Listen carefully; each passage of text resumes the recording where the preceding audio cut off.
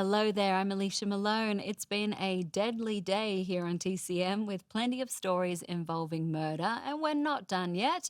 Our next example is a macabre tale starring Betty Davis times two. She plays twins, and as you might guess, one of them is good and one of them is decidedly not.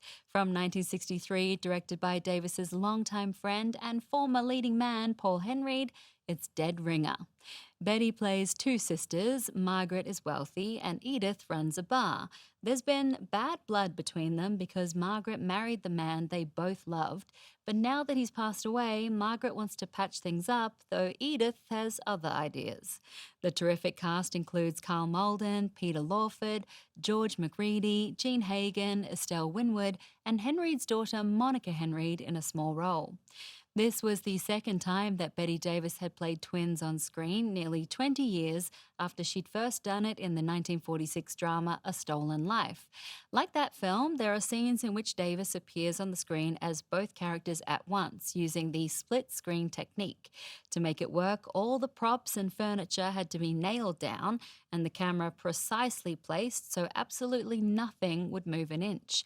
Betty would film one scene as Margaret with her longtime body double, Connie Saison, playing Edith. Then they would switch costumes, adjust hairstyles, and immediately film the scene as the other sister. Paul Henreid would play back the previous scene so Davis's responses would match the mood of the earlier take, and then the two pieces of film would later be processed together to make it appear seamless. The technology has certainly come a long way since this movie was made over 60 years ago, but this is still very effective. And besides, who doesn't like twice as much Betty Davis? From Warner Brothers in 1963, enjoy Dead Ringer.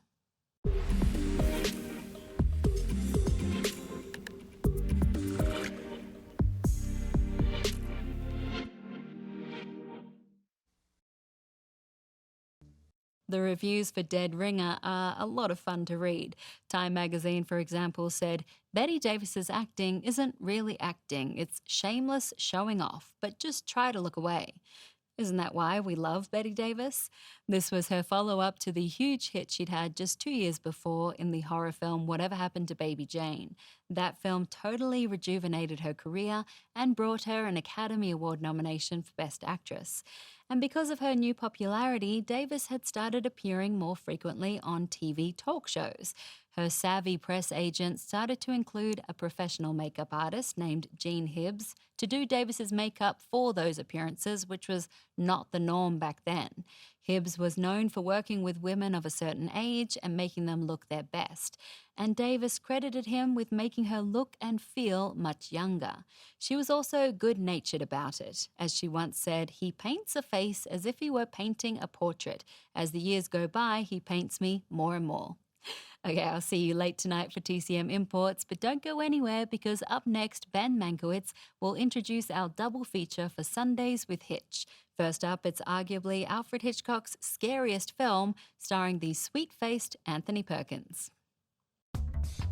Next on TCM, Psycho, then Shadow of a Doubt, and later, The Monster.